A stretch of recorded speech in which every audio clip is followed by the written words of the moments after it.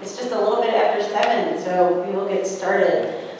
First of all, welcome and thank you so much for being here as we talk about the important topics of trauma and resilience that really are important for all of us as individuals and as members of a community. So we appreciate you joining us tonight. Hopefully you've seen that there are refreshments on the back table. Please help yourself during the presentation. And there's some information. We will have a panel of speakers toward the end of the program, and they have set up information about their organizations on these tables over here. So please feel free to look at that and help yourself to those too.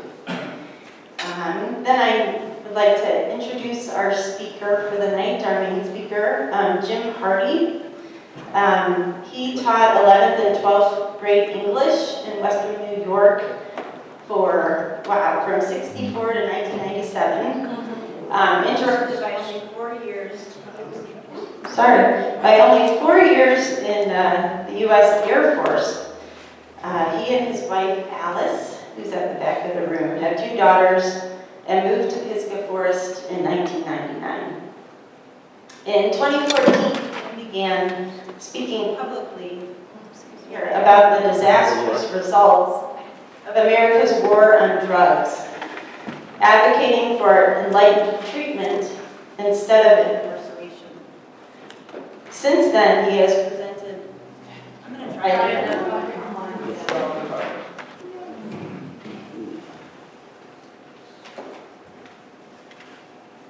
Since then, he has presented several programs on this and related topics.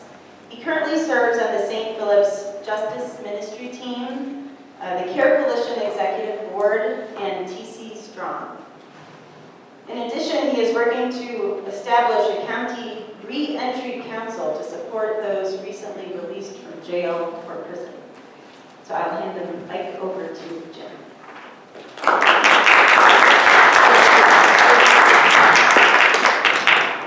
Thank you, Kimberly. That sounds a little loud to me. Is it? Oh, that's good. It's all right? Okay.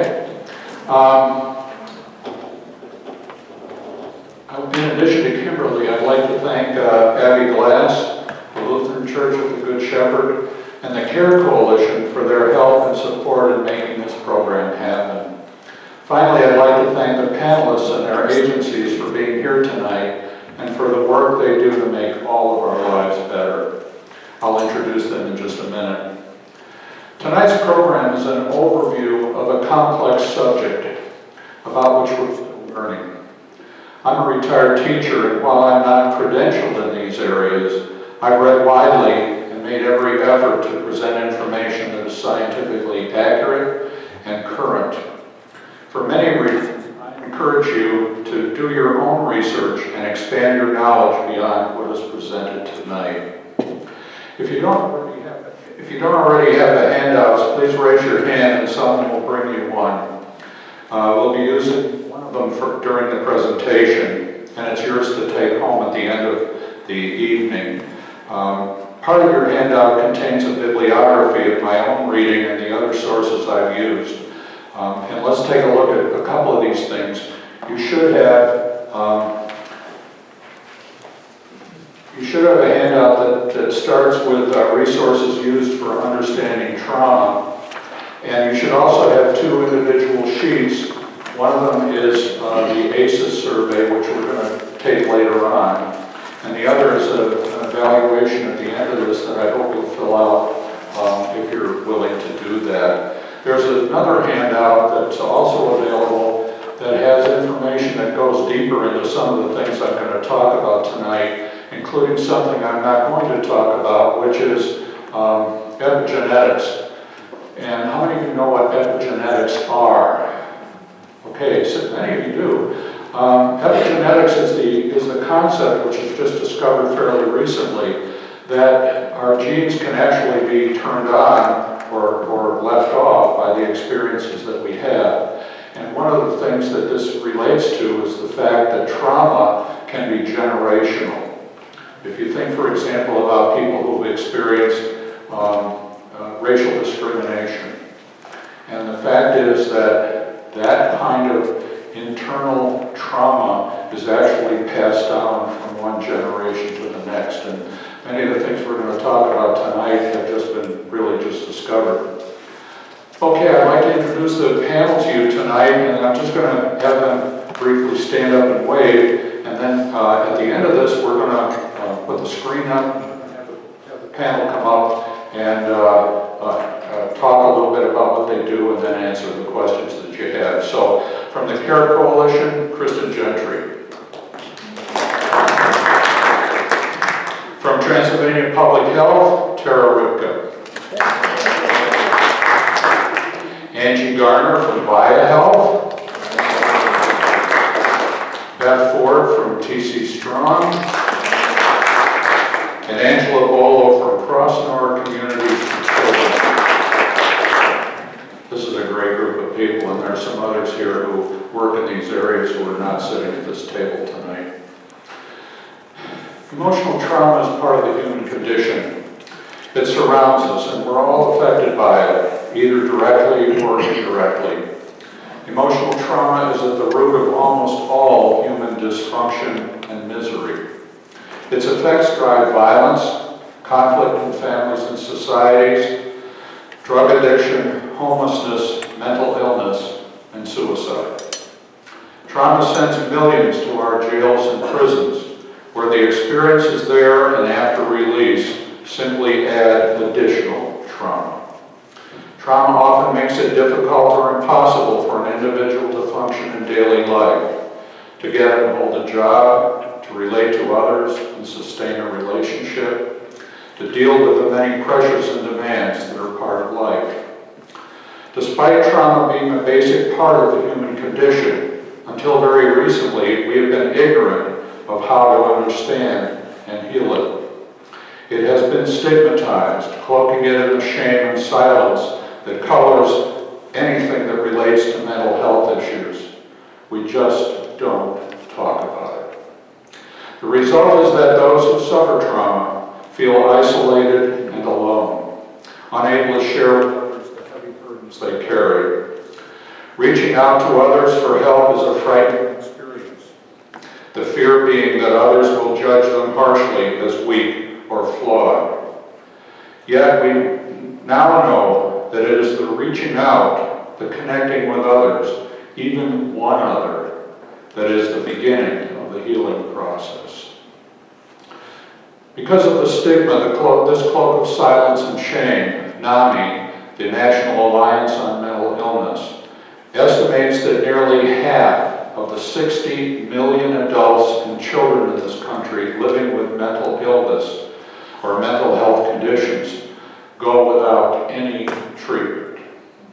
Because of the stigma, coupled with a lack of access to mental health care resources, many don't get the help they need, the help that leads to healing.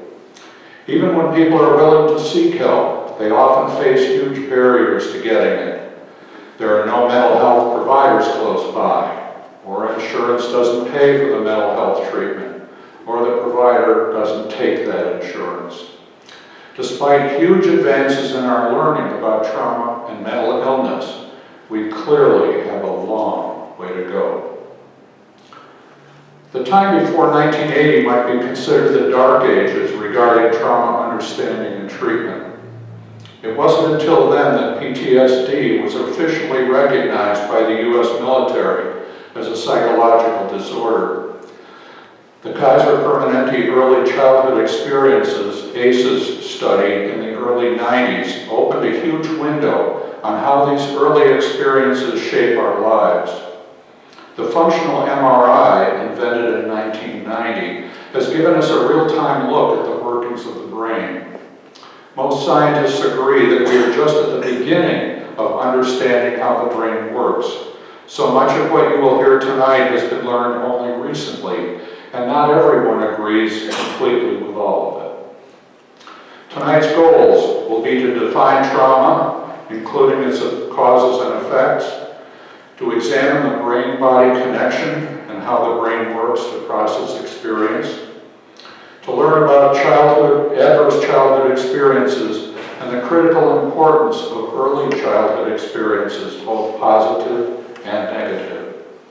To define and explore the concept of resilience and how it can be developed to deal with trauma.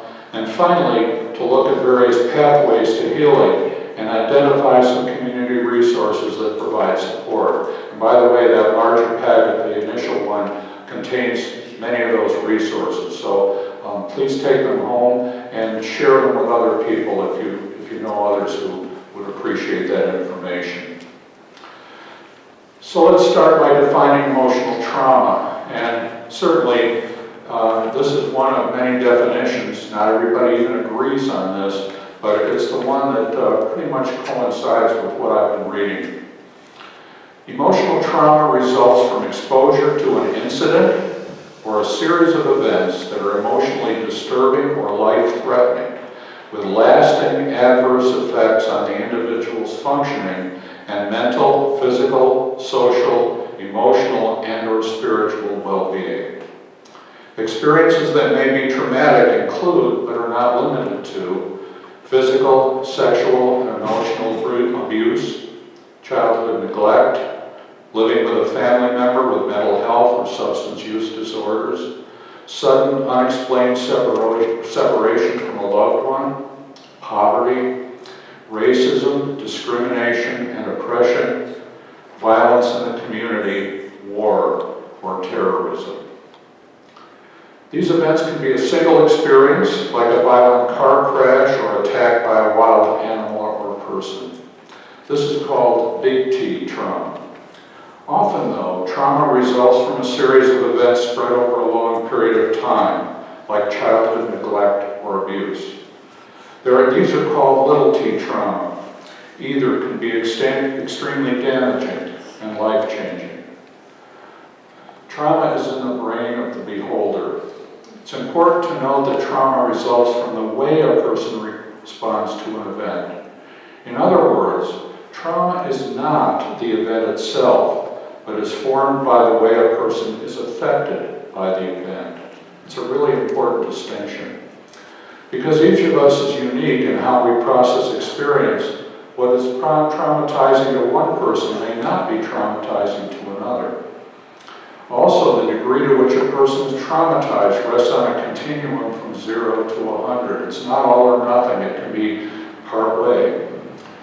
Of greatest importance is the fact that the first few years of life shape our personality and worldview, and our resilience or lack of resilience to trauma. We'll dig deeply into this later in the presentation.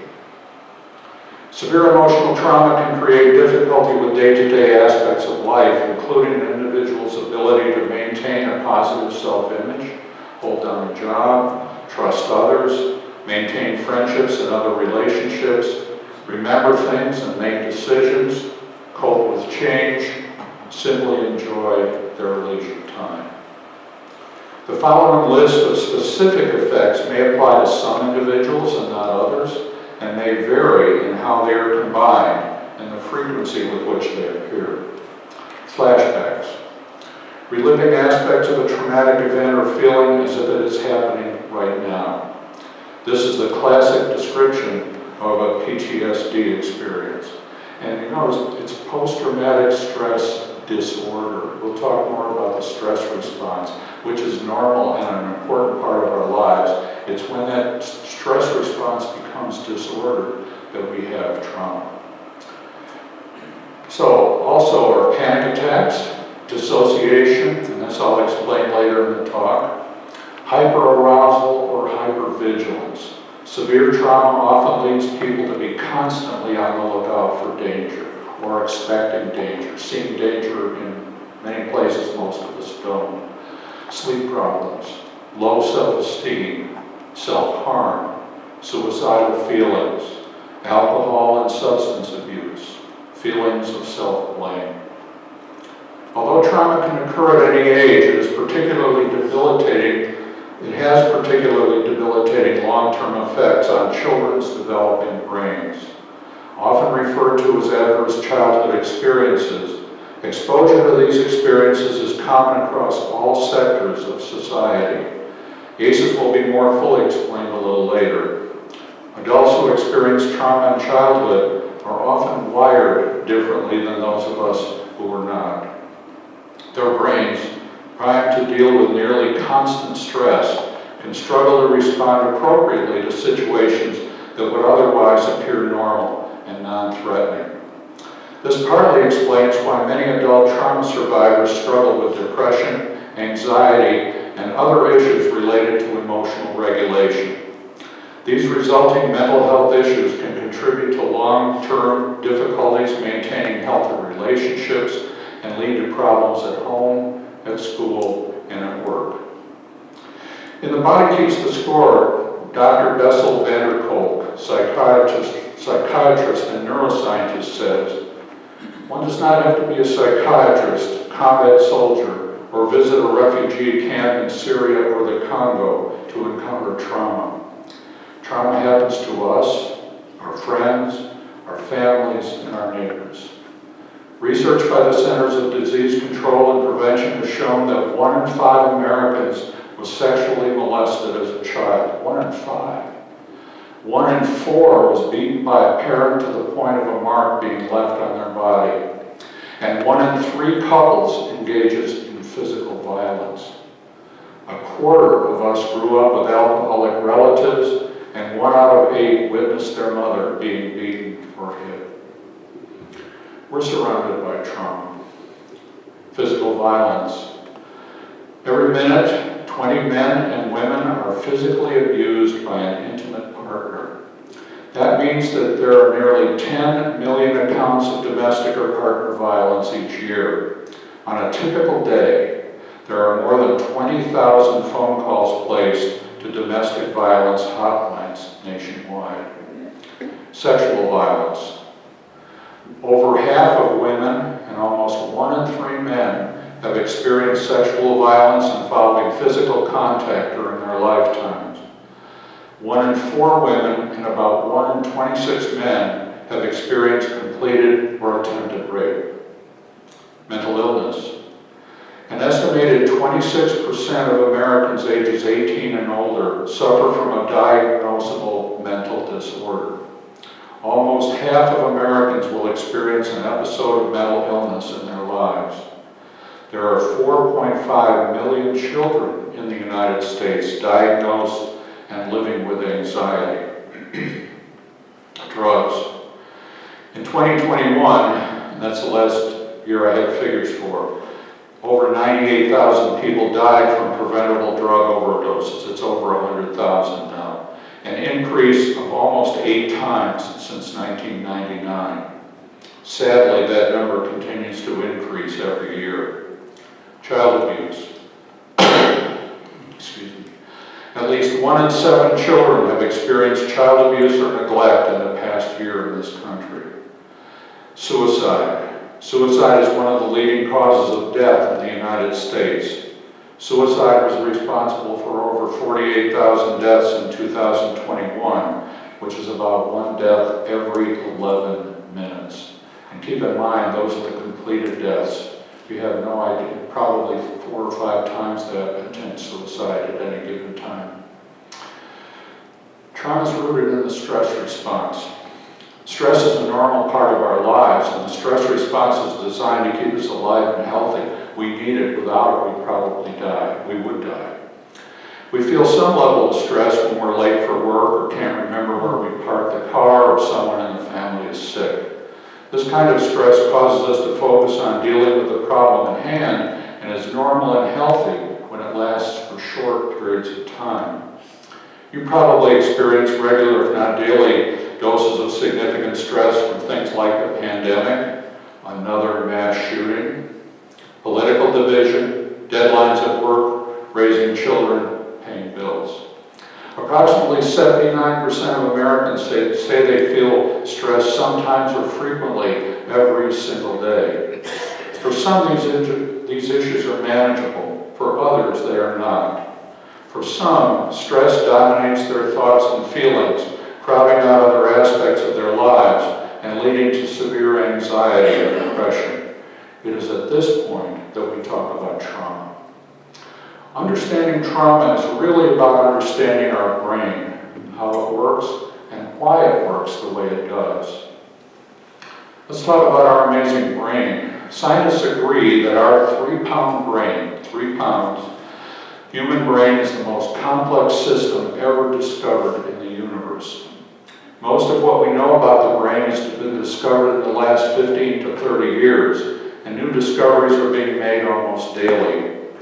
Experts agree that there is more that we don't know about the brain than we currently do know. Most scientists estimate that the brain contains around 96 billion neurons, although some put it as high as 100 billion. Tonight we'll use the figure of 86. Each neuron can transmit 1,000 nerve impulses per second and make as many as tens of thousands of synaptic contacts with other neurons. In fact, I read recently that the number of contacts in the human brain is somewhere around, and I can't remember the exact number, but I think it's 60 or 70 trillion. And there's now a new science of connectivity which studies how individual neurons contact with other ones and transmit specific impulses. There's a whole new science on this, just within the last couple of years. A piece of brain tissue the size of a grain of sand contains about 100,000 neurons and 1 billion synapses, all communicating with each other. I can't fathom those numbers, but it's amazing. Our brain is designed for one purpose. That's to enable us to live long enough and healthy enough to reproduce and pass on our genes. That's it. According to neuroscientist Dr. Neil Seth in his book, Being You, the primary goal of any organism is to continue staying alive. All living organisms strive to maintain their physiological integrity in the face of danger and opportunity. This is why brains exist. Evolutionarily speaking, the most fundamental reason any organism has a brain or any kind of nervous system is to help it stay alive through making sure that its physiological essential variables remain within the tight ranges compatible with its continued survival.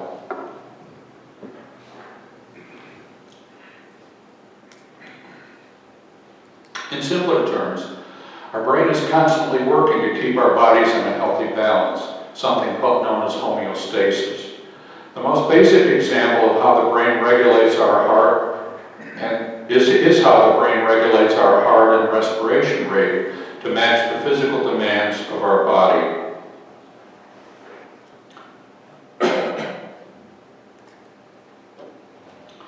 Your heart rate and breathing slow down when you're asleep and increase when you're awake. They speed up even more when you're walking and even more, of course, when you're running. But keeping us healthy also means keeping us safe. On the one hand, that means alerting us to danger and helping us cope with it. And on the other hand, it means leading us to things that benefit us. To understand how the brain does this, we need to look at the limbic system. How many have heard of the limbic system? Good, okay.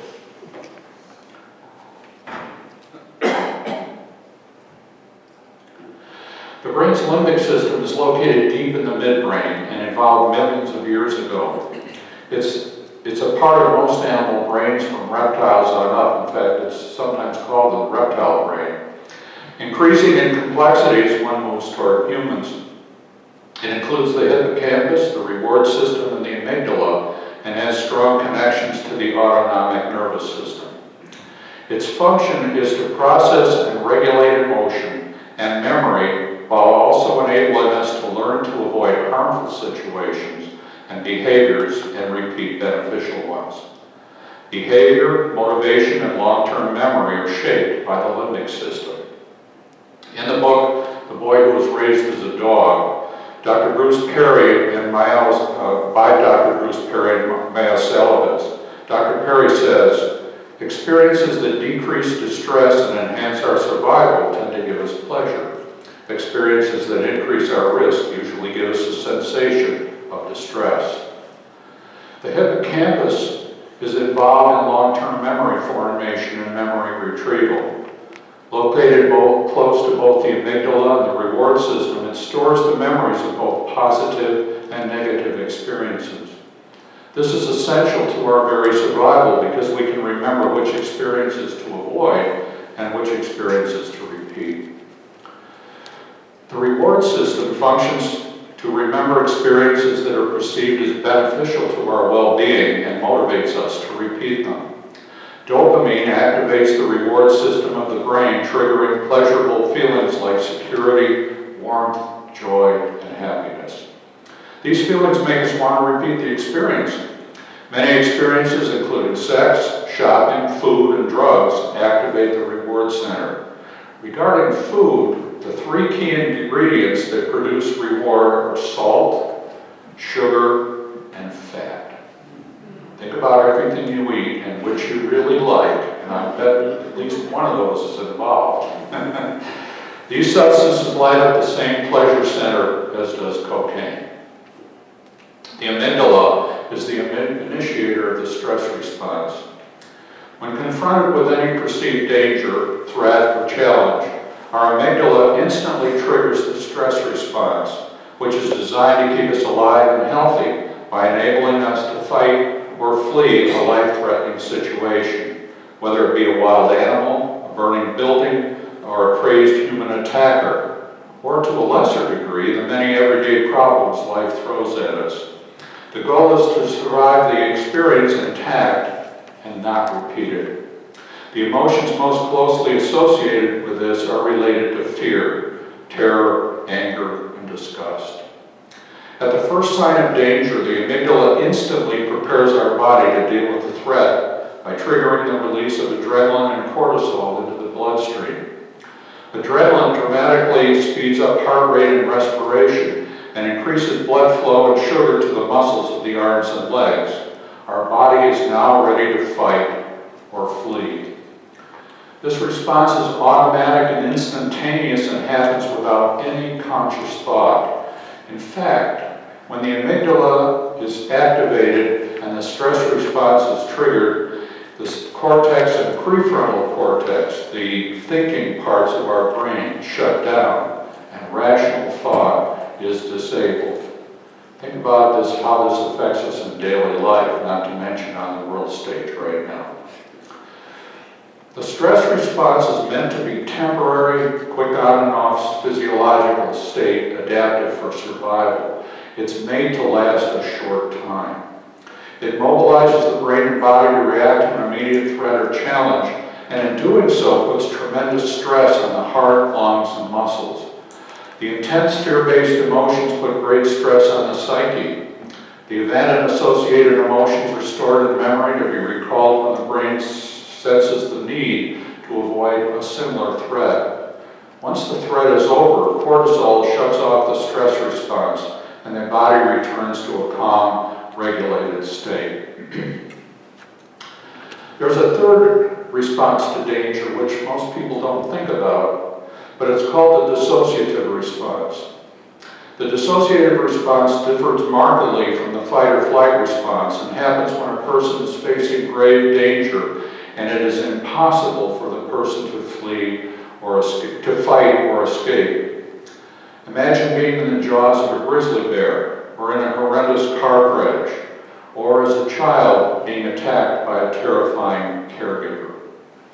You have no control and are totally helpless to respond. In this instance, the brain initiates a far different series of actions. Again, Dr. Perry. During dissociation, the brain prepares the body for injury. Blood is shunted away from the limbs and the heart rate slows to reduce blood loss from wounds. A flood of endorphins, the brain's natural heroin-like substances, is released, killing pain, producing calm and a sense of psychological distance from what is happening. The person becomes completely focused inward. There is a sense that time is slowed and what's happening isn't real. People often report feeling emotionless and numb, as though they are watching what's happening to them affect a character in a movie. Please note that the description I've just given you has been shortened for time and is a brief overview of highly complex biological processes. I encourage those of you who are interested to do your own research and expand your understanding of how all this works. The hippocampus and the role of memory. The key to our survival is to avoid dangerous situations and repeat beneficial ones. We can't do this unless we can remember what's dangerous and what's beneficial. The brain center responsible for acting the millions of connections in the brain that create a memory is the hippocampus, another key part of the limbic system. These millions of connections join the various parts of the brain responsible for interpreting all the signals, both internal and external, that our senses process every single second of our lives. The outcome is that we remember numerous pieces of every experience, visual images, sounds, smells, physical feelings, and the emotions we felt. Although we weren't in actual physical danger, most of us have vivid memories of significant distressing events in our nation's history. The day Kennedy was shot, the day that Challenger exploded, 9/11. Think about all one of those and all the specific details and emotions you recall. I'll bet you most of you could, if you were alive when Kennedy was shot, can tell me exactly where you were and what you were doing and maybe remember many details of that incredible weekend.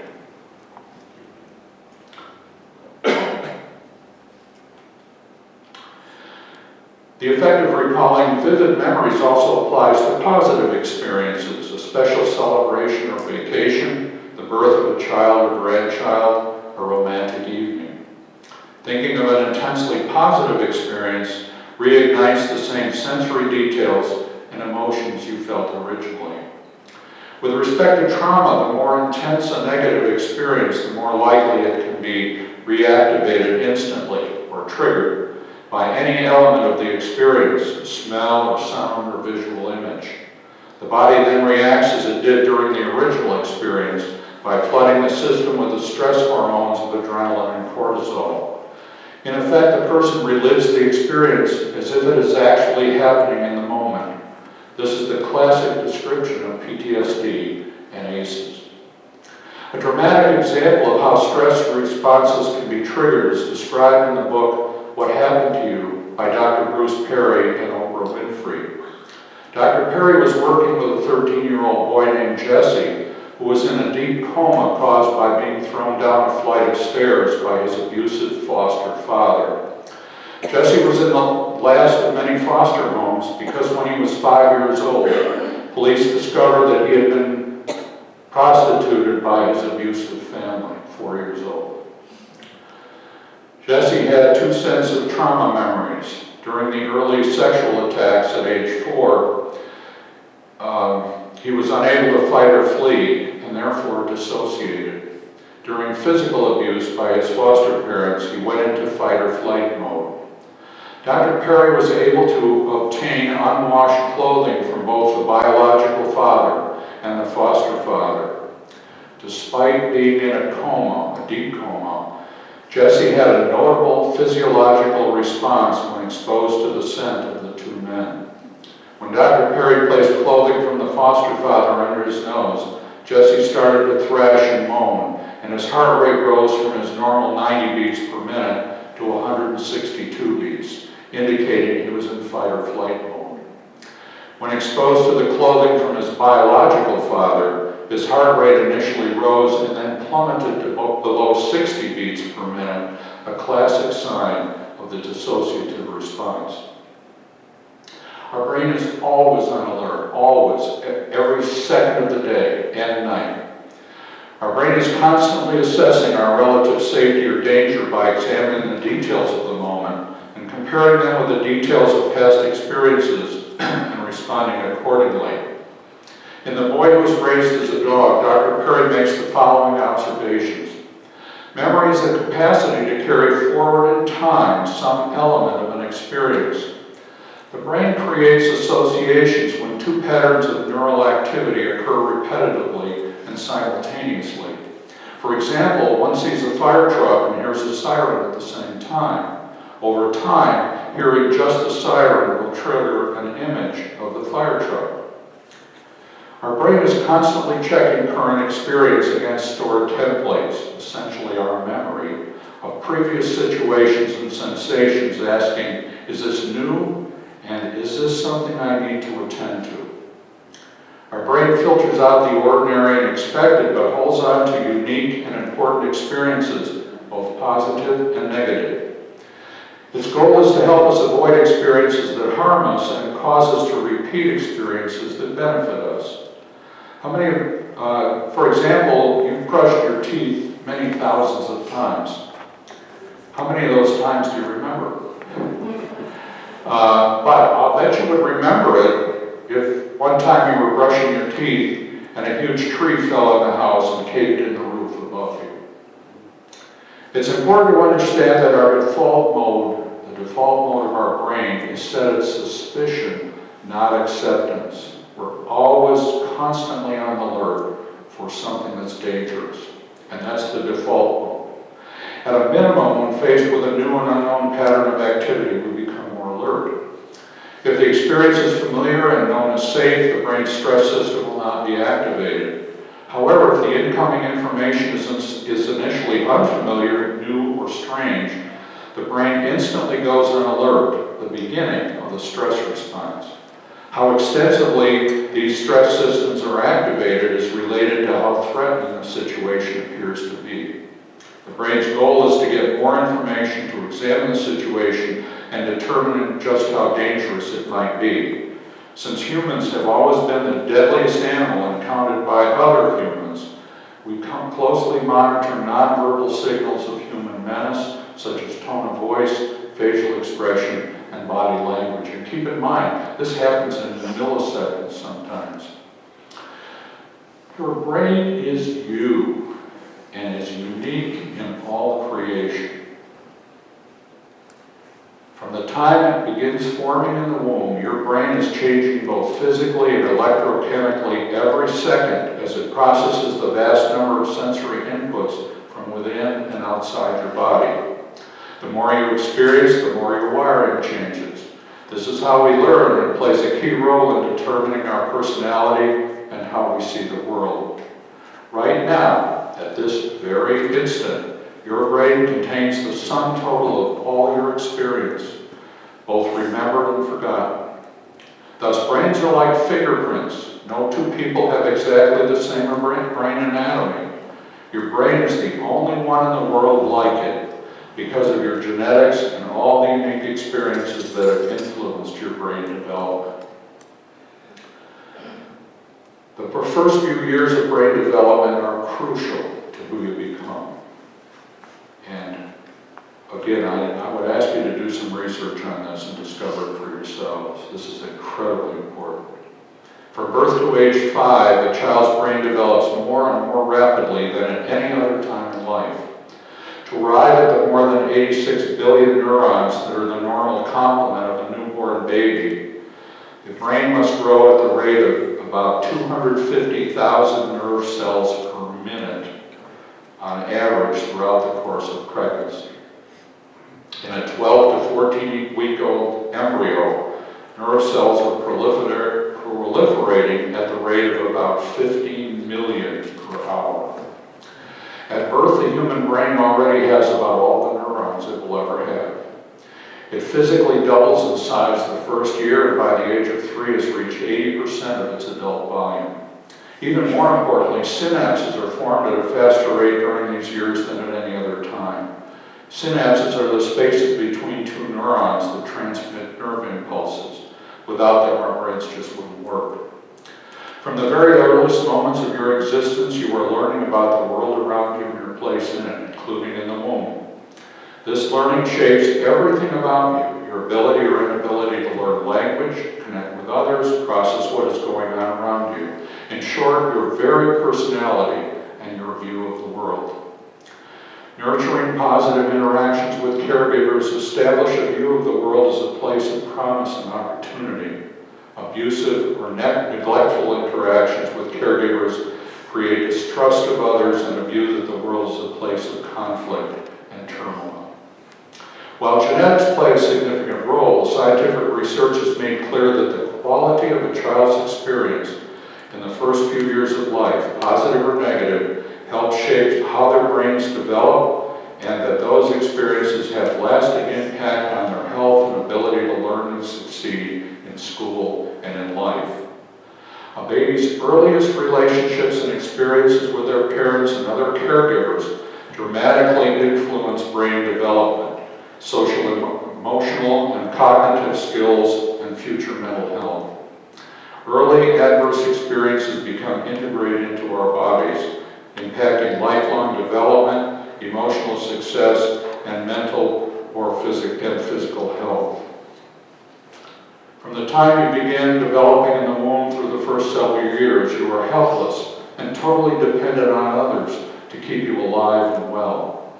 You feel stress every time you're hungry, uncomfortable, in pain, or feeling insecure. You cry for attention and relief. Over time, how soon and how well your stress is relieved by your caregivers shapes your view of the world and your relationship with others. The kind of bond, or lack of bond, you develop with your caregivers, usually your parents, will shape your personality and determine your worldview. If you're nurtured and loved and comforted when needed, you will see others as trustworthy and have a positive outlook on life. If you're neglected and or abused, you will view others with distrust and apprehension, and the world as a dangerous place. While trauma can happen later in life, it is the trauma of the early years that is deepest, longest lasting, and most impacts the individual. It is important to note that even the deepest and most profound trauma can, with the right support and guidance, be healed. We'll talk about the healing a little bit.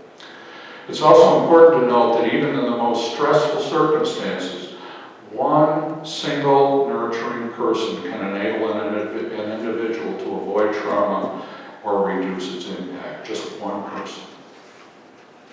And think about the stories you've heard from athletes and others who grew up in very traumatic situations, but they had a grandmother or an aunt or somebody who cared about them and nurtured them and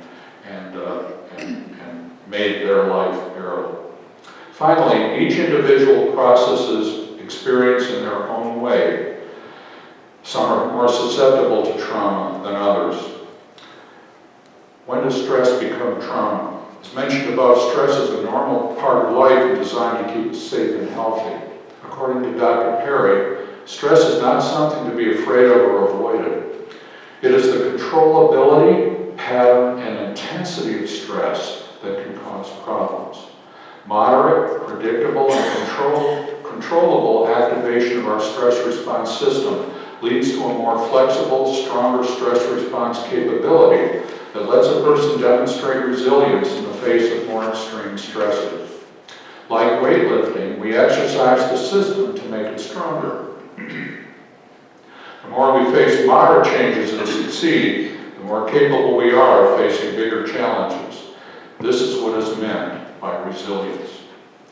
Those who live with severe trauma are intermittently or constantly under significant physical and emotional stress. Often the amygdala triggers the stress response and the body is flooded with adrenaline and cortisol, increasing the heart rate, breathing rate, and blood pressure, thus inflaming and stressing many organs of the body. This is especially intense when a person experiences flashbacks in which the memory of a traumatic experience is triggered by a sound or smell or some other element of the experience, and the person relives the experience even though no actual threat exists in the present. The trigger can instantly and without warning bring back the full trauma of the original event. This can happen at any time of the day or night and happen over and over, day after day, week after week, year after year.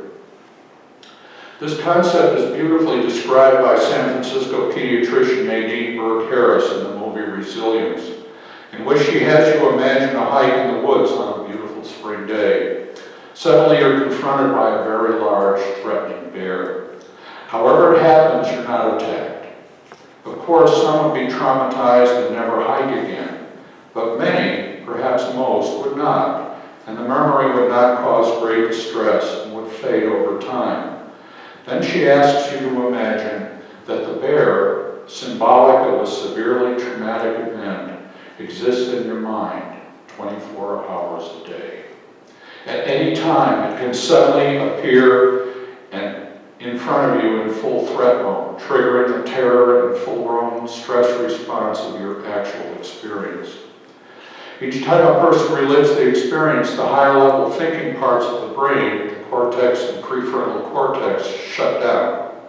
And the individual feels all the intense emotions brought on by the original experience, all related to fear and terror.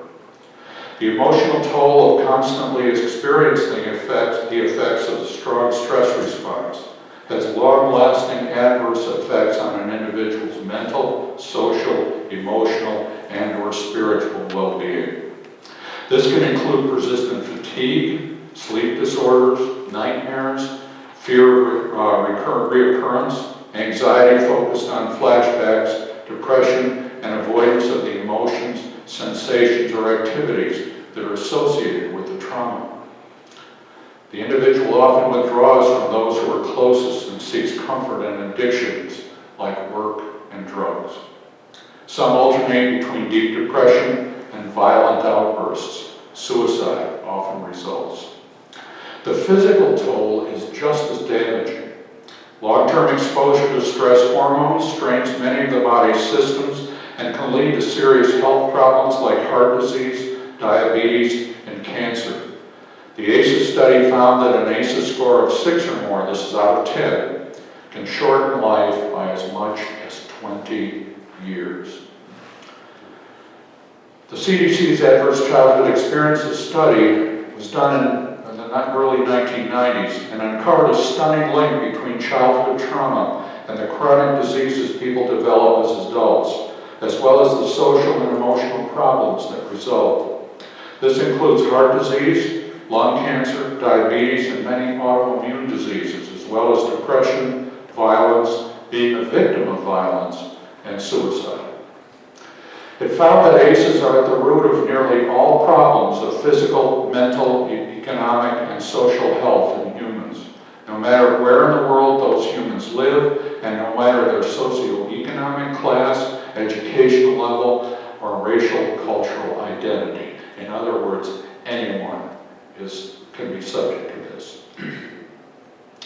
The study is one of the largest investigations of childhood abuse and neglect and the resulting household challenges and problems with later life health and well-being.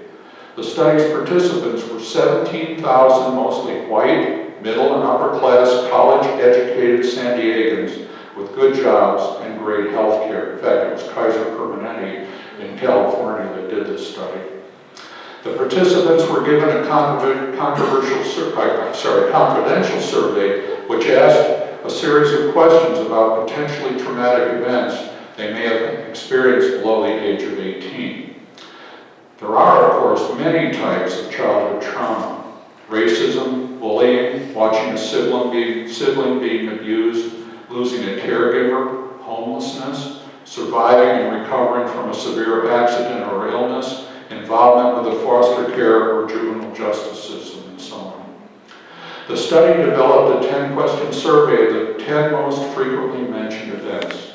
The survey has since been used and studied across diverse populations around the world, and the reliability and consistency of results has been validated many times. This survey is now the gold standard for measuring childhood trauma. The key findings of dozens of these studies using original ACEs data are ACEs are quite common, even among middle and upper class populations. More than 2/3 of the population report experiencing at least one, and nearly a quarter have experienced 3 or more, 1 out of 4 people. The ACE score captures the cumulative negative impact on social, emotional, and cognitive development, and other impairments in the function of brain and body systems. These impairments are the biological pathways to health risks, disability, disease, and early mortality. The higher the ACE score, the greater the risk of heart disease, diabetes, obesity, depression, substance abuse, smoking, poor academic achievement, time out of work, and early death. 3 or more ACEs more than doubles the risk of developing heart disease. 4 or more triples the risk of developing depression. As noted earlier, 6 or more can lower life expectancy by 20 years. At least 5 of the top 10 causes of death are associated with ACEs. Now, I should mention that the ACE score is meant as a guide, not a diagnosis. I really want to stress that. The figures above are general in nature and individual experiences may differ significantly. Each person is unique in how they process experience. Some people with high ACE scores never suffered trauma as a result, while others with low scores had severe trauma. People who experience significant adversity or many ACEs are not irreparably damaged.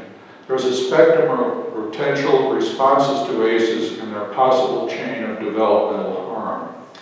The most important thing to remember is that the ACE score is meant as a guideline.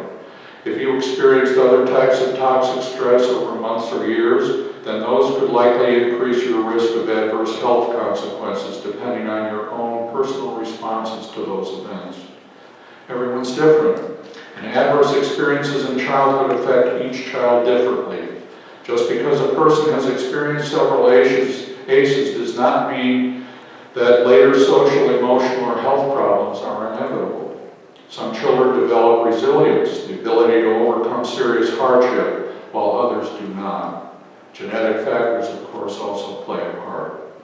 Thus, the ACEs quiz can only give insight into who might be at risk, not who is at risk for later life challenges.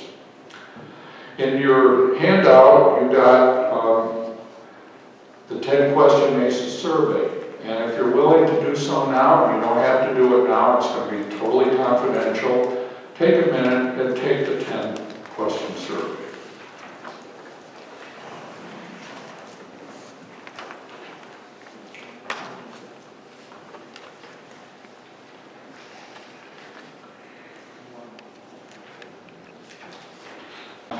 How many remembered something they had forgotten? Anybody? Tom, you had a question. Well, I'm not sure this is the time to do it. In the very beginning, you said the purpose of our brain is to ensure that the species goes on. Is that right? Correct. Why do we need adults older than 30 years old? I'm just saying, if that's the purpose. Well, that's the evolutionary purpose. I mean, there are a lot of things that have happened with the brain since that time, but that's the evolutionary purpose. Bill, did you have a question? On the score, do each of the 10 matters have equal weight? So that if you have 4, you're twice as bad off as 2?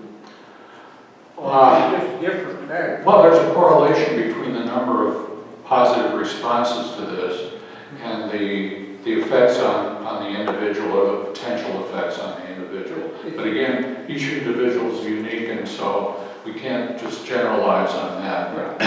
That generally it's been found that people with an ACE score of 6 or more, that many of them live a shorter life as a result of that. And there are a number of reasons for that, and I really don't want to spend the time to go into that now, but I would encourage you to, if you're interested in this, to look it up and read about it yourself. We're almost done here. Trauma formation depends on the individual and the event. Individuals perceive things differently, as I've said before. One person may shrug off an experience that is severely traumatic to another. Worldview established early in life matters. One who views the world as a dangerous place is more likely to suffer trauma in the future than one who sees the world as nurturing and beneficial. Those already traumatized are at greater risk for future trauma. Those who have successfully weathered stressful events in the past have developed a resilience that makes them better able to avoid trauma in the future. And finally, the closer a person is to the event And the more intensely they feel threatened and feel a loss of control, the greater the likelihood of trauma. Let's talk about resilience. Emotional resilience is the ability to adapt to stressful situations and cope with life's ups and downs. Resilience does not eliminate stress or ease life's difficulties, but allows you to tackle or accept problems, live through adversity, and move on with life. More resilient people can roll with the punches and adapt to adversity without lasting difficulties. They can put events in perspective and maintain a feeling of control. Research shows that those who deal with minor stresses more easily can also manage major stresses or major crises with greater ease. So resilience has its benefits for daily life as well as for the rare major catastrophe. Resilience can increase over time as one gains experience and success in dealing with life's problems. Resilience can be taught and is being taught to its members by families, by the U.S. Army. And in the larger packet, I've included a couple pages on that, but you can look it up online. Schools are incorporating resilience programs to help students deal with both current and past trauma in their lives, and I think you'll hear more about that from our panelists in just a couple of minutes. It's important that this idea of resilience has not been around for a long time. And one of the problems in medicine, and I'm talking both physical medicine and mental health medicine, is that our medical system is tend to separate the mind and the body and treat each one in isolation, when in reality they both are intimately connected. And Nadine Burke-Harris, who I mentioned before, was one of the first people who started asking the children she saw. She worked in a poor neighborhood in San Francisco. She started asking her children about their lives, and she started to realize that many of the problems they were having in school and at home and other places were the result of the trauma in their lives. And she started addressing that. And as she did, she began to see real success and change in the children she was working with. So one of the things that doctors are beginning to realize on both sides here is that they need to treat the whole person and not just one thing. And that they need to deal with the whole person and not just the symptoms. Often it's just about treating the symptoms. Kids ADHD, so you give them medication to deal with that. And you don't really look at the underlying life that has created this whatever it happens to be. The path to healing means changing the question, and this goes back to what I was just talking about. Instead of asking, what's wrong with you? That's the symptoms. The question should be, what happened to you? As described in the recent book, What Happened to You, by Dr. Bruce Perry and Oprah Winfrey. Doing so causes the treatment to focus not only on symptoms, what's wrong with you, but on the underlying causes of those symptoms, what happened to you. Sadly, much treatment today, both physical and mental, addresses only the symptoms. Healing is possible and available. Healing does not erase the traumatic memory, but rather it puts the traumatic experience in perspective, enabling the person to gain a measure of control over it. With proper support, even severe trauma can be healed. Healing begins with the realizing that you are not alone and works on restoring or building a positive self-image. Dr. Perry emphasizes that healing and recovery are impossible, even with the best medications and therapy in the world, without lasting, caring connections to others. Establishing connections to others is key. Healing happens in professional therapy sessions, of course, but it happens in day-to-day interactions with people who care about us, who are empathetic and willing to just listen. Trauma often makes one feel isolated, cut off from everyone. And one of the basic messages of T.C. Strong is, you're not alone. And boy, I'll tell you, if you're suffering from trauma, that's exactly how you feel. Self-worth is often diminished, accompanied by feelings of guilt or shame. This happens a lot with children who've been sexually abused. They feel it's their fault. Fearing discovery or blame from others, the traumatized individual avoids contact with others. Close connection to a single supportive person can provide the means to healing or to avoiding trauma in the first place. A key to healing is the discovery that you are not alone. And at this point, I'm going to show that to you by introducing our panel. So we're going to put the screen up and bring our panelists. I'm going to open it up to all of you for questions. And really, I'd like you to direct your questions to the panel, but I'd also be happy to answer questions you have some for me. So, Terry.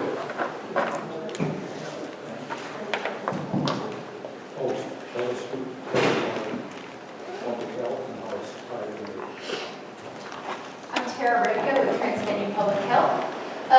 My primary connection to this work is through my role as the coordinator of the community health assessment. Every 3 years, public health departments in North Carolina collect health data about our population. We set priorities and we work to change those priorities. I can tell you that since I began in this role in 2014, mental health has been a primary priority among Transylvania County residents. Is your microphone on? Yes.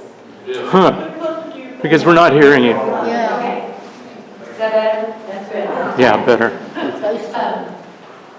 So again, mental health and substance use, but mental health has been a primary point of concern for public health since I started in 2014. I believe it goes back all the way to 2005 when it was first kind of flagged as one of the top priorities in Transylvania County. Okay. Angela? Should have a green light there. No. Just kidding. I've never touched one of these fancy contraptions. My name is Angela Bolo-Higgins. I am the Regional Director of External Relations for Crossnore Communities for Children in our Hendersonville area. And we serve all of the surrounding counties as well.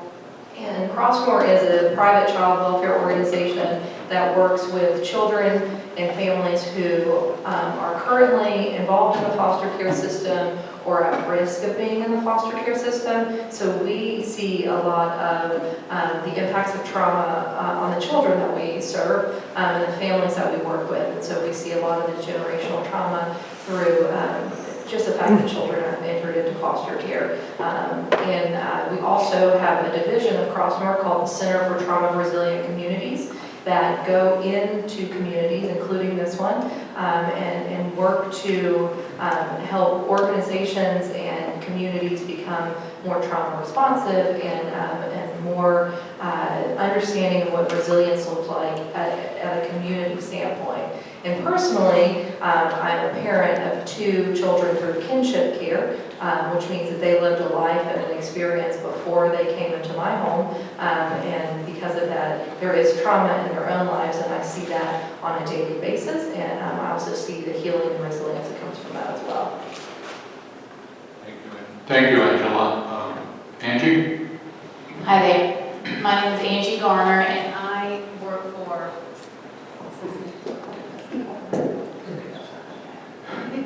Vaya Health. And Vaya Health is one of 6 managed care organizations, local management entities of the state of North Carolina. We are, because they're one of 6, we cover 31 of the 100 counties in North Carolina. We manage public funds.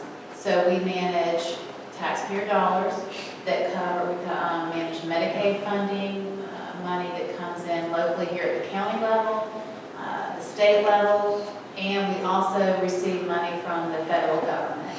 And what we do with that funding is help support services for individuals who have mental health, substance use, and intellectual and developmental disability needs. We, over the years, have become more, like I said, as a managed care organization. So we contract with agencies in our 31 counties to provide services to individuals who meet a certain criteria, needing a level of service. So what that means is that agencies like Blue Ridge Community Health Services, Meridian, even Crossnore has a contract with us to serve the youth who have Medicaid. And we are moving towards whole person care, like Jim touched on, how the brain and the body are all interconnected, right? And so a few things called Medicaid transformation, not to be confused with Medicaid expansion, has been going on for a few years now in the behavioral health world in North Carolina. And so sometime next year, we will be managing, not only continuing to help manage individuals who receive services through us, but also will be managing their medical care. And how that looks is, again, we have been working on this like the other agencies like us, the other 6 in the state, other 5 in the state for many years.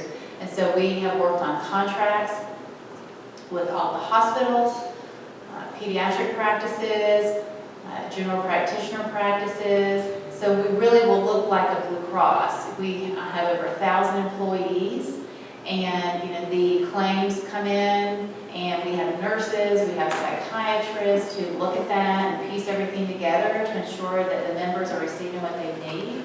Again, we serve individuals who have a higher need, youth who are in foster care, youth who are in therapeutic foster homes, youth who are in group homes, adults who are in and out of the hospital for psychiatric reasons, adults who are maintaining in our community who need support teams to help them manage in their daily living so they don't have to go back into the hospital. So that's a overview of what Vaya Health does. Thank you, Angie. Beth? I am Beth Ford. I'm the director of TC Strong. If you're not familiar with TC Strong, we are a community collaborative that focuses on youth mental health and well-being here in Transylvania County. We started in January of 2022, and mostly in response, so there was work being done prior to COVID to bring something like this together, but in response to the 3 youth suicides that our community experienced at the end of 2021. If you remember the signs that appeared seemingly overnight, I'm guessing some of you in this room probably were part of getting those signs out. That was the first kind of visible thing that TC Strong did.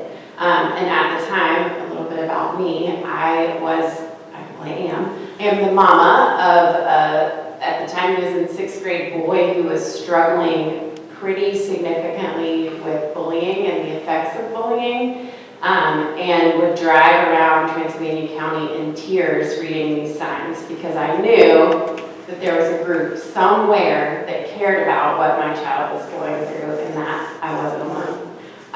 So I come to this work both professionally and also personally to improve the mental health and well-being of our young people, and ultimately be a community that we don't ever have to face youth suicides ever again. So that's kind of us in a nutshell. We do this in a lot of different ways, but our 3 lead organizations are the Family Place, Transylvania Public Health, and Transylvania County Schools, and then we get to work closely with organizations like Care Coalition and Rise and Shine and Boys and Girls Club. We have over 20 youth serving organization partners, some in this room, very room right now. The UU Church sponsors our Yana group, and so we ultimately want every youth in Transylvania County to feel heard and supported, and then big picture is that they feel connected or they feel confident and secure in their connection, purpose, and hope. Before Kristen talks, I'd like to just mention, you mentioned Ghana, and Kevin Lausch is here from UUTC, Universalist. And Kevin heads up the YANA group. And YANA stands for You Are Not Alone. And it's directed to the LGBTQ community, who I'm sure you all realize is under an incredible amount of stress just because of who they are.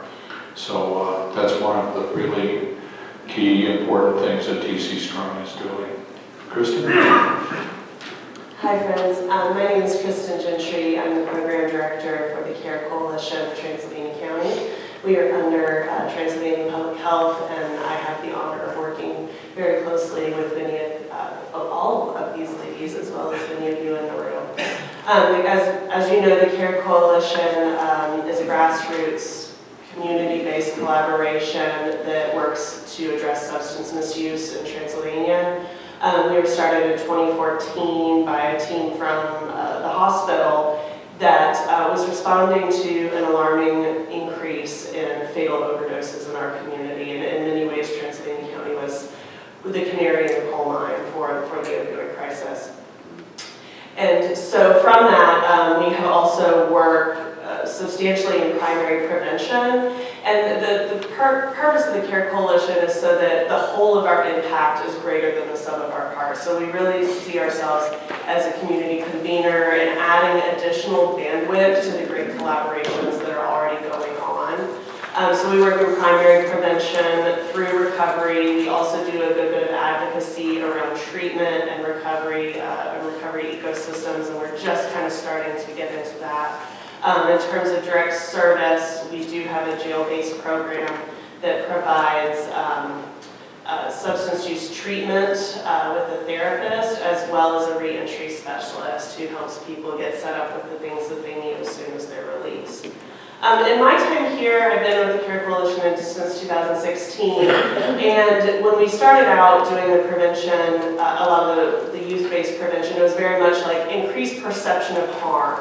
Educate children about drugs and alcohol and the impacts it could be on their health. And while that stuff is important and valid and does have an impact, I think only in the last few years have we started to see a change in terms of by preventing trauma and making sure that kids have coping skills and resilience, that is the prevention of the substance misuse. And we see that bear out in a lot of data as well.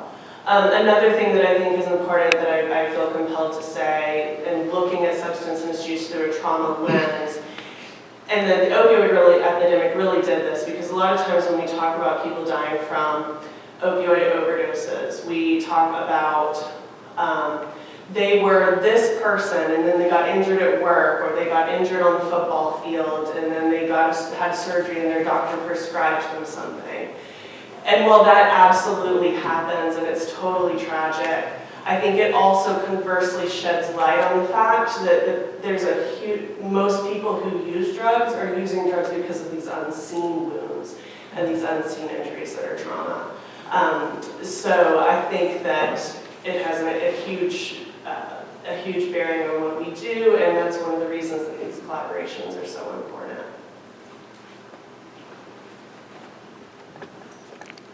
Thank you all. I'm going to take some questions. You've been a wonderful audience. You really have. Thank you so much for your being here and for your attention and so on. There are some other organizations in this room. I look at this table here, several people from St. Philip's Justice Ministry, and I know most of you in this room. But I'll take some questions now. I'll kind of moderate it if you have a question for one of the panelists or a question for me.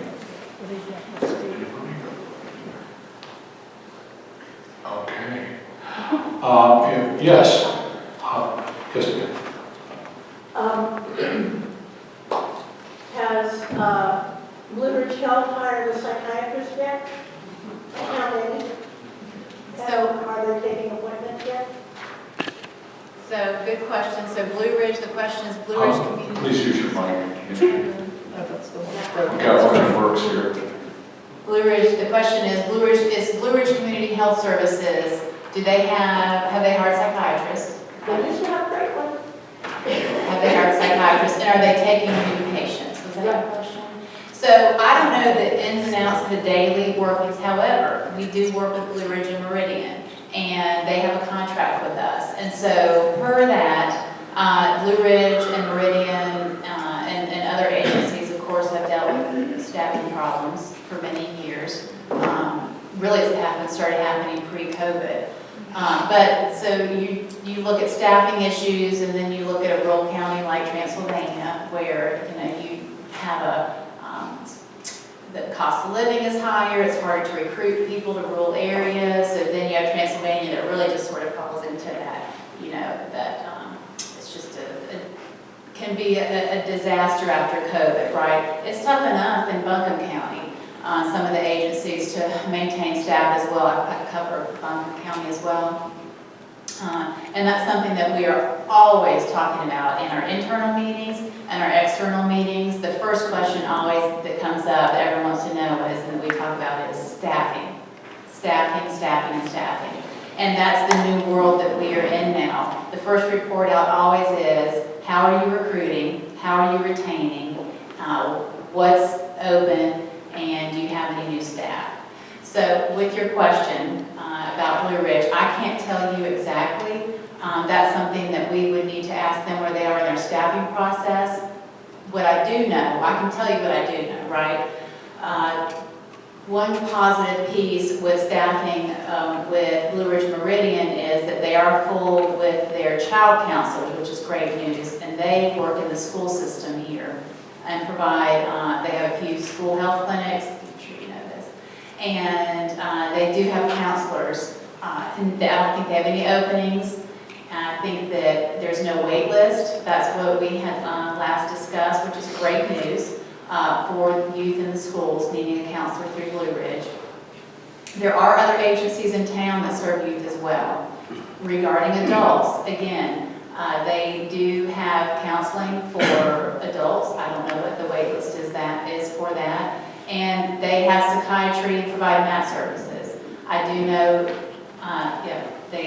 but again, you have to have a psychiatrist that can approve that and write that. So I don't know where they are with that right now, with that hiring, because I do know that one of their psychiatrists did leave. That was your question, yeah.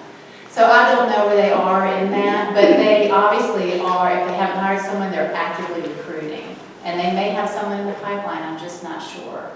But they are there to, provide a variety of services. They have just reopened their REC Center, which is their Recovery Education Center for adults, where adults are able to go in during the day on a day program. They can be around peer support folks that can support them who've been through what they've been through. They can talk with a case manager and a counselor. So I do know they were able to staff that up and open that program back up here. And that's been around in Transylvania for many, many years. And so that is positive news on that end as well. But I do encourage you to call them if you have questions about certain staffing, because we know that's fluid and I can't really answer that on a daily basis. And there are other youth-serving agencies in town for youth as well, and a few other adult agencies that come in. They just may not be based here, right? So they're coming from Henderson County, from Buncombe County. We work a lot with our DSS agency here, and Vaya has a care manager embedded in the DSS office here. She comes in the office as much as the DSS director wants her to come in and has the space for her. And she helps the social workers navigate the system with these kids and works with them on their complex needs, ensuring that assessments are made and they're getting to the right services that they need. So, that's a positive. Well, it's a complex system. And with Medicaid expansion and Medicaid transformation, there's a lot going on. And it can be really difficult to navigate if you're a professional in the system. So just trying to get folks out there that can help with that, the health departments. One thing Angie didn't mention is Vaya provides all kinds of training opportunities. And in your packet, you have a list of those, along with connections to all the agencies in this county and some of them outside the county that provide mental health support.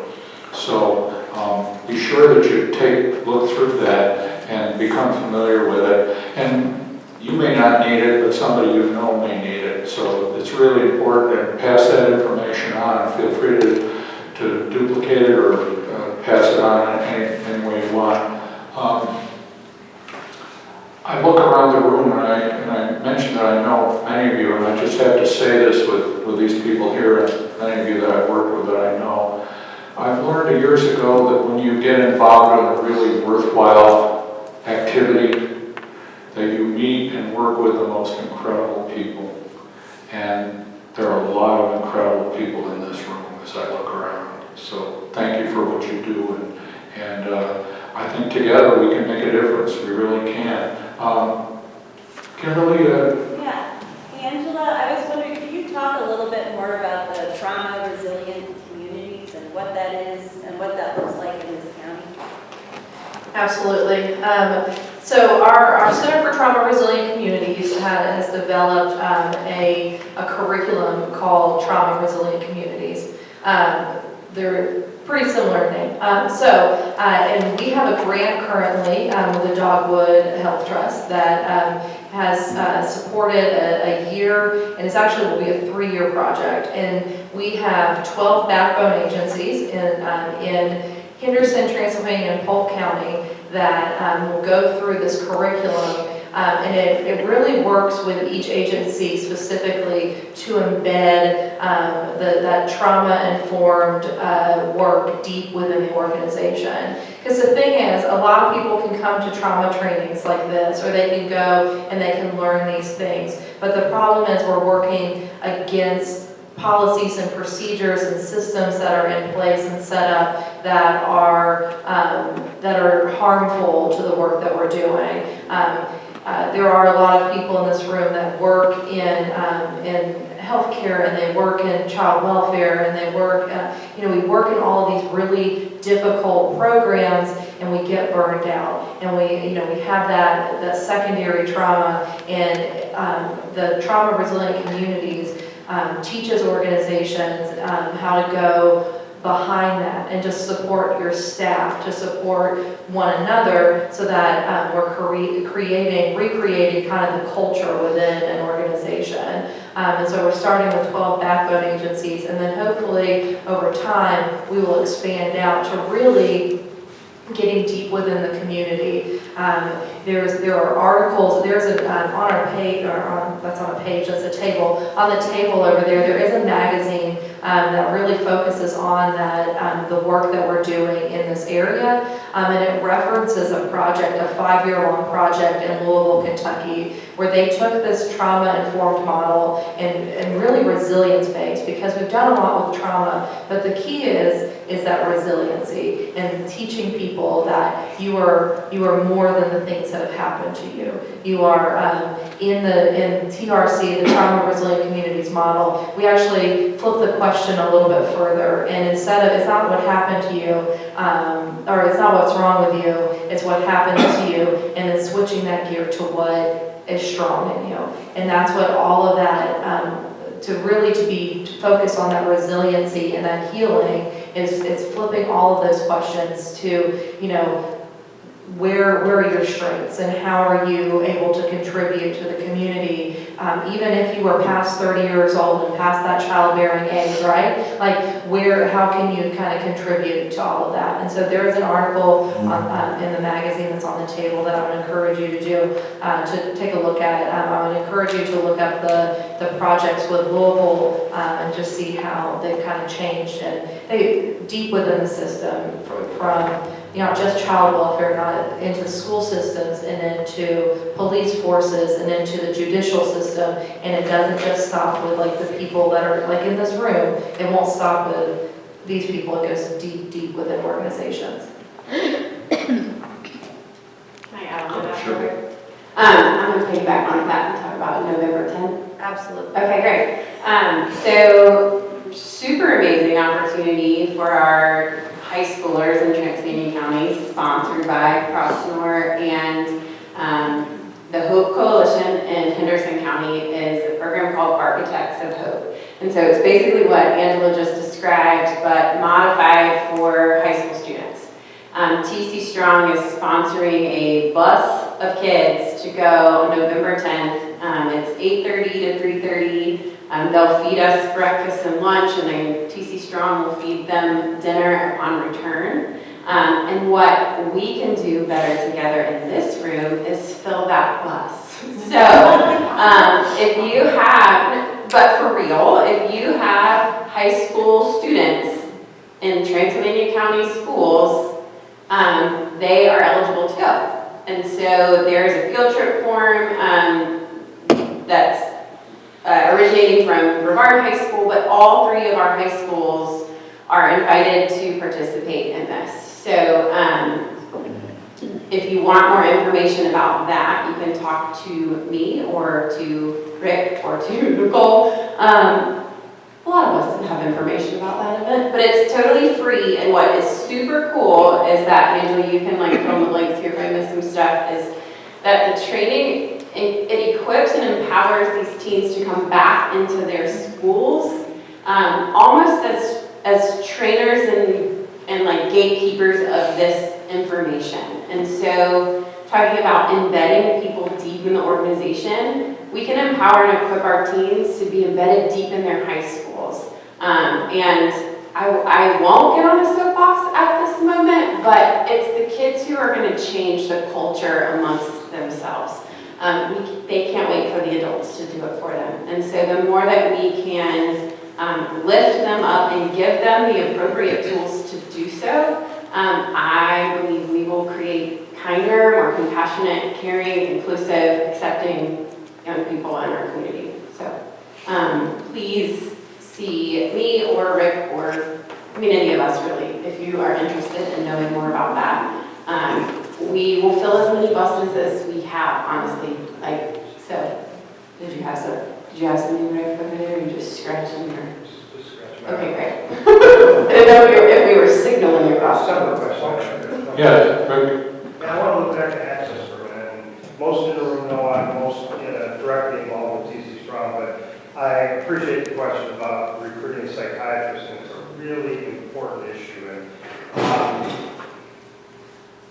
my past life, my professional career involved building medical groups from the ground up, all different clinical providers, including psychiatry and behavioral health.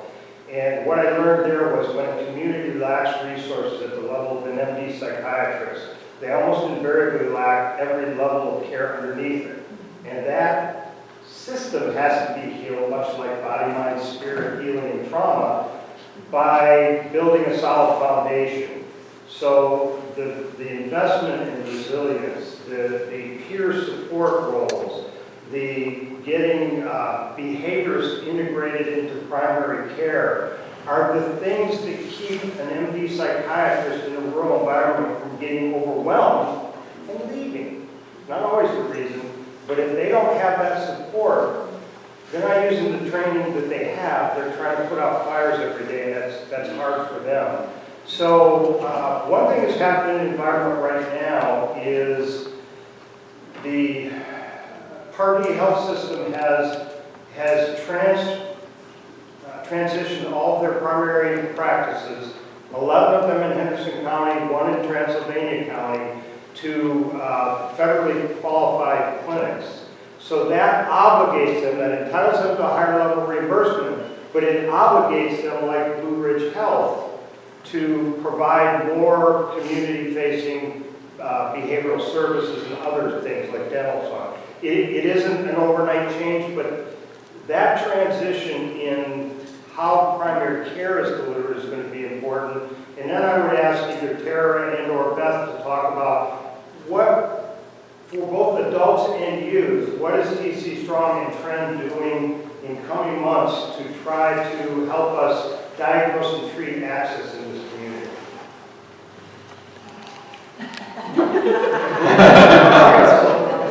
That looks like a pass over to me.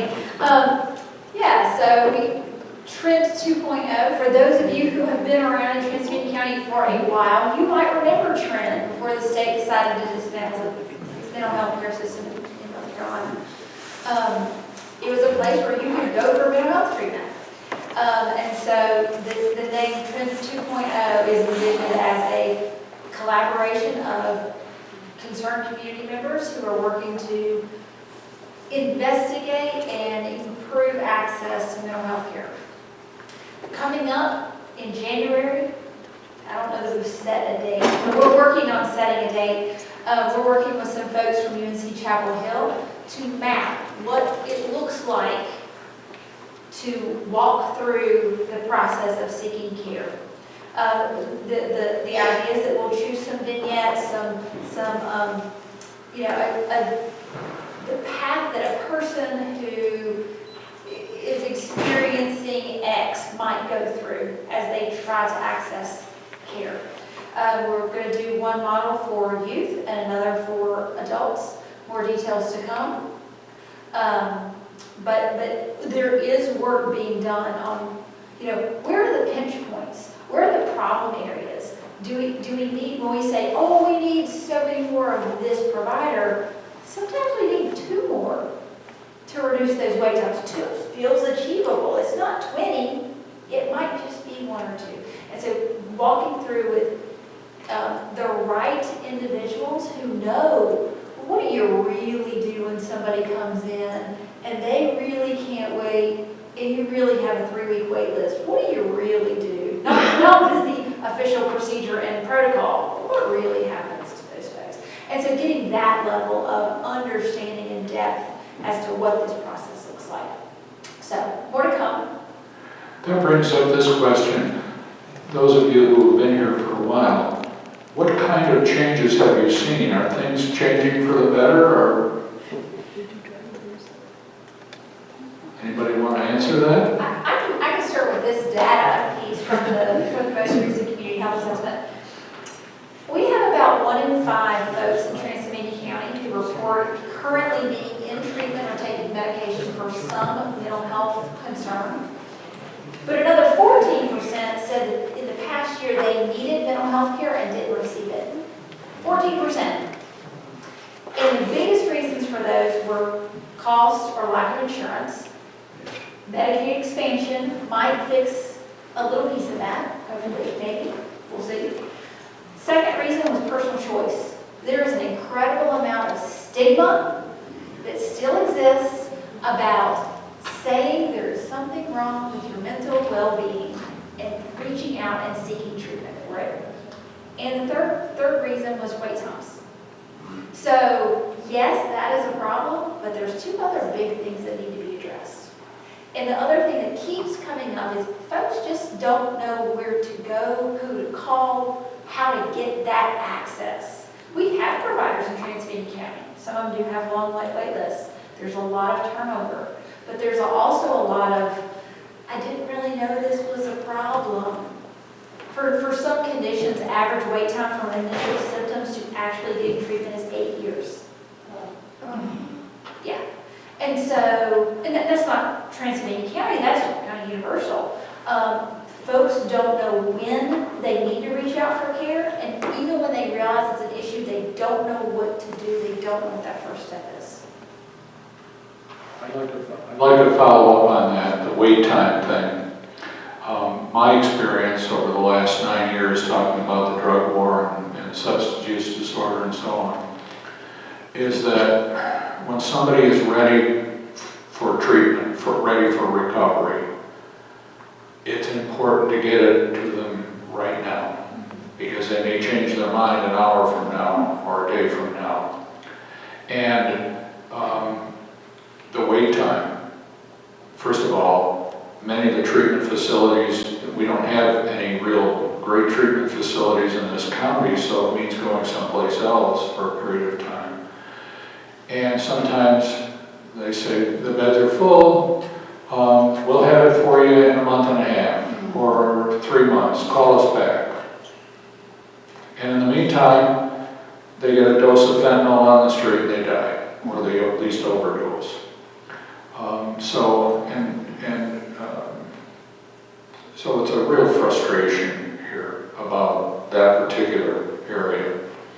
Would one of the others of you like to talk? Kristen? I wish I had the data in front of me, but we actually have asked that same question about access to high schoolers and middle schoolers in Transylvania County, and we actually did see an improvement amongst teens who said they needed mental health care. More of them said they were able to get it between 2019 and between 2021 and 2023. And also we have seen increases in the number of kids who say that they have an adult, a trusted adult that they can go to for help. So I do think there are some positive indicators. I also think as a community, we are doing a better job of recognizing this and mobilizing around it. I also think conversely, we are dealing with a bigger fallout than we were 5 years ago. So I do think that there is a lot of reason to be optimistic. Yes. Libby? Yeah, Rick, I'm glad you brought up peer support. I'm familiar with the peer support specialists that work with formerly incarcerated folks and those recovering from addiction.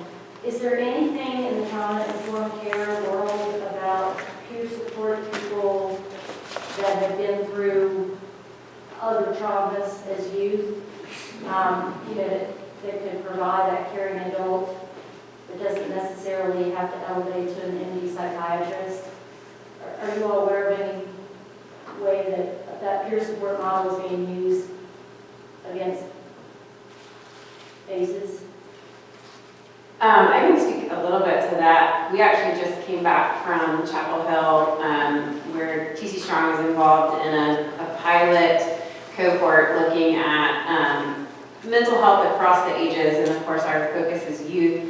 There are 15 different teams across the state who are working together kind of with this issue with some of the smartest brains in North Carolina who are doing the research. And just a couple of things that were shared with us there.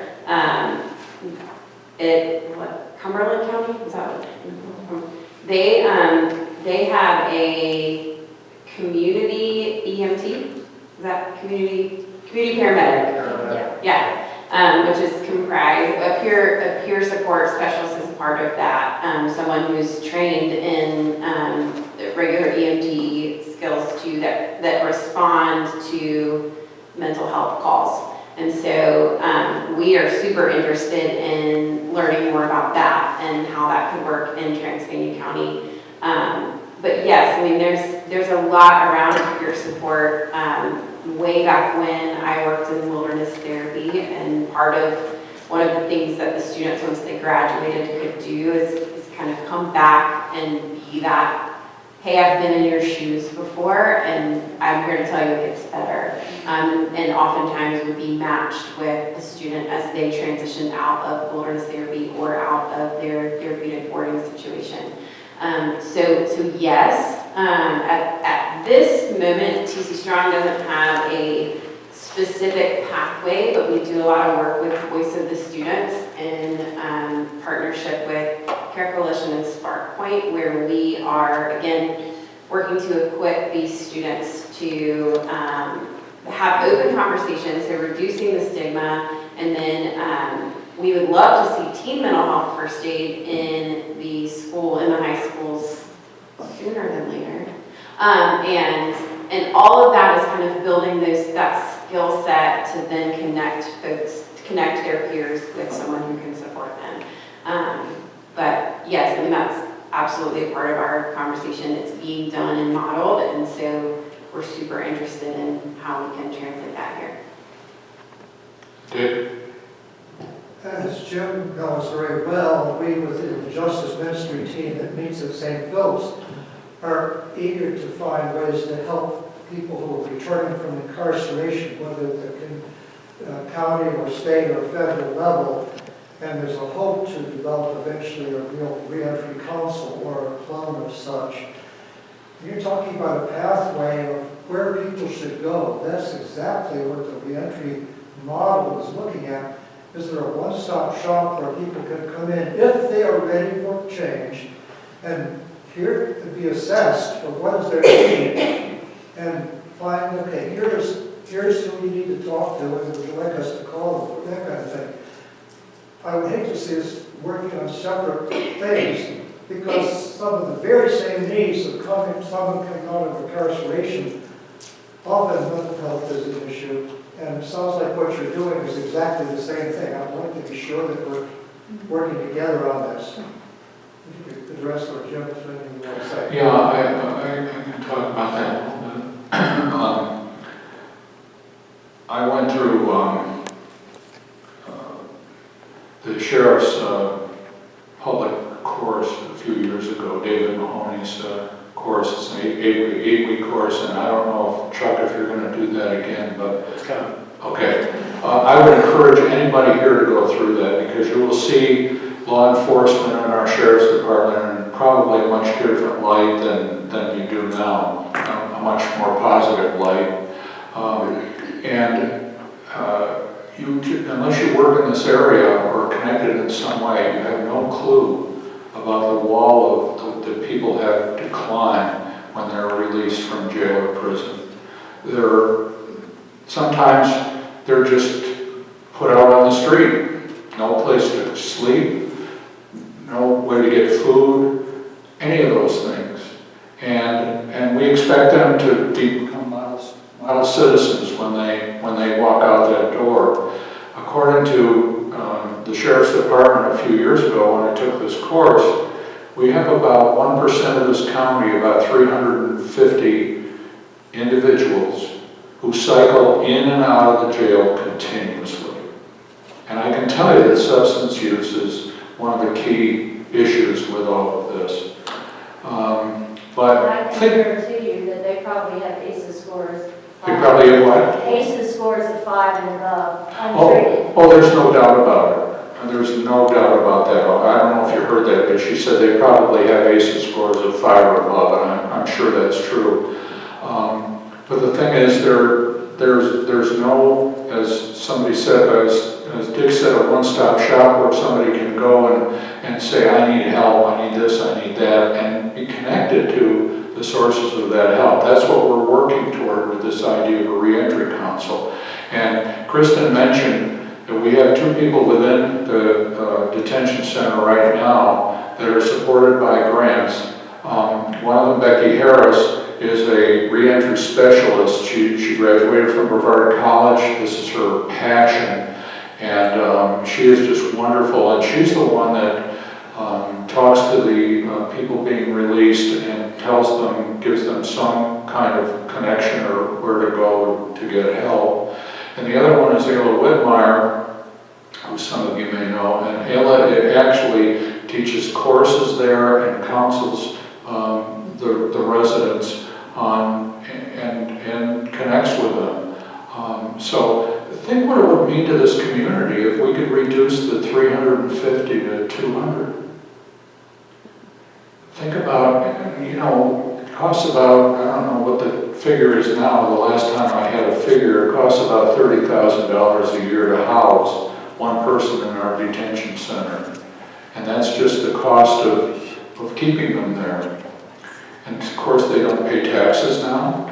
They've lost their job. They may not ever be able to work again if they're a convicted felon, or at least they can't hold a license, for example, to cut hair. So we put incredible barriers in front of these people and expect them to just somehow overcome it. So we have a lot of work to do, but anyway, I'll stop. Rick? I'm new to the area, and I just started to get an idea of everybody here and everyone's concern for the community. I don't hear anybody talking about getting help from the government, someone liaison. I came from New York, and there was an Office of Mental Health. And through the government, there was this funding for all these different programs. I just see everybody struggling for their individual programs, and I don't hear kind of any pressure, if you will, or anyone seeking the aid, support of the government as far as taxes and that sort of thing. And I I was just wondering, people were talking about having the right grants for their programs. Like, why isn't it being funded by the government? If all of these problems are so prevalent in our society, everyone's really working to combat that, but I don't feel like I'm hearing there's much support on the government level for funding. Who wants to take that one? Angie? So yeah, so I can, so again, how North Carolina system is set up is that there are 6 of us in the state, managed care organizations, local management entities.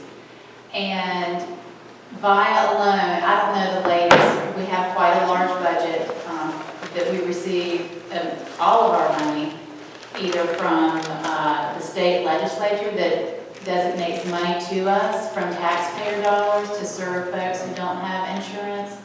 And then we have a larger budget from it's called DHD now, but it was the Center for Medicaid Services to serve Medicaid individuals. And it's, they fund that. So that's how we do survive and fund these agencies. It's through money from the federal government, from Medicaid, from North Carolina, from taxpayer dollars. And so there are a lot of programs out there funded by Medicaid. But sure, I mean, there's a lot of programs. And I guess what I can say is, unfortunately, the government or Medicaid can't fund everything.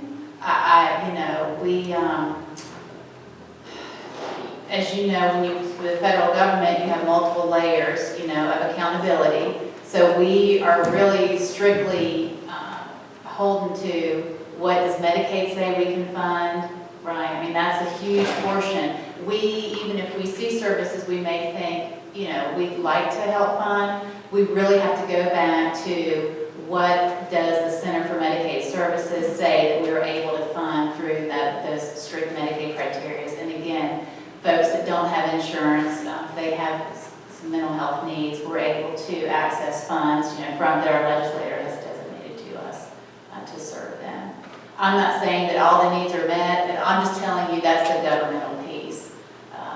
Many years ago, as Tara or someone mentioned, we had our local one-stop shops here. That's how business was run in North Carolina for mental health.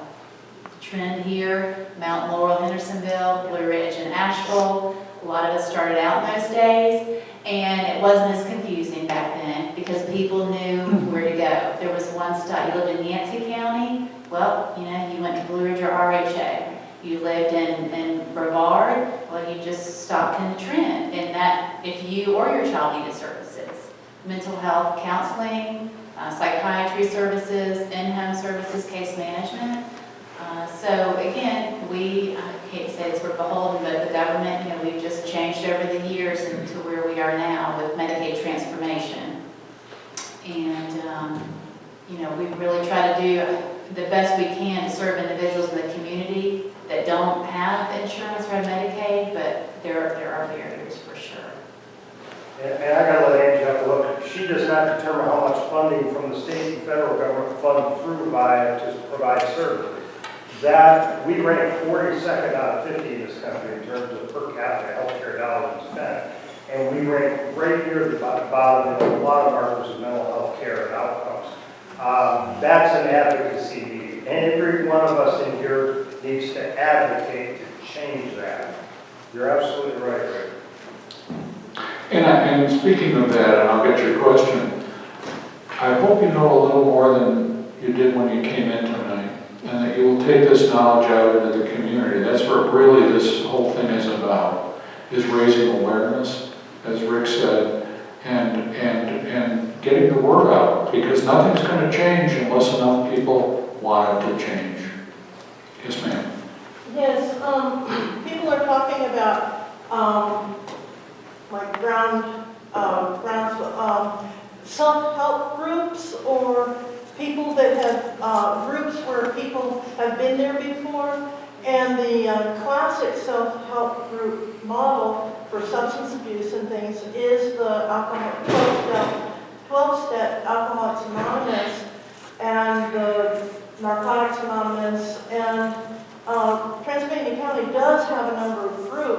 And there's even an Emotions Anonymous.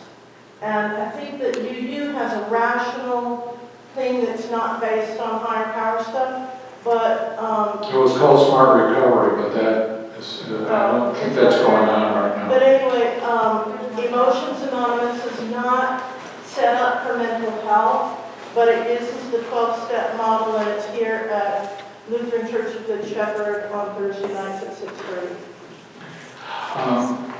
We've been here a long time, and you've been a truly wonderful audience, and I thank you for that. I want to thank all of our panel tonight.